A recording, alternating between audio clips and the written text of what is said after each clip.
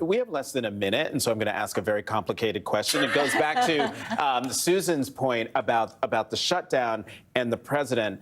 And one of the reasons why Thune and Johnson didn't want the president and still doesn't want the president to meet with Jeffries and Schumer is because they're afraid that Trump will make a deal with Schumer and Jeffries on the Obamacare subsidies.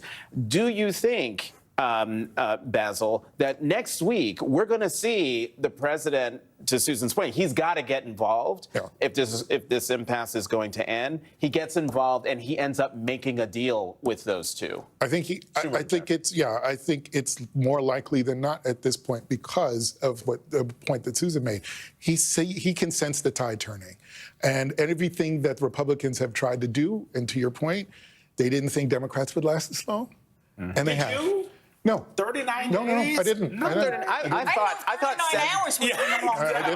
thought a week. Yeah. Yeah, no, this idea now, though, that Democrats feel like, well, we've gone long enough, and if Trump wants to hang his hat actually on increasing subsidies for his voters, fine, let's let him hang himself on that. Yeah, but I think, and I've made this point before, that I thought, you know, if the Democrats make any deal, if they can't go back to the voter and say, we brought your prices down, that's a problem. But you see, I think what they can do now is they had a win on Tuesday, and what they can do is kind of like the West Wing episode where President Bartlet goes up to the Hill and says, like, I'm here to negotiate, and they take too long, and he walks away. Yeah. Like, that's the Aaron Sorkin moment that you want to see the Democrats. And speaking of speaking too long, we have done that. Basil Smikle and Susan Del Percio, thank you both very much.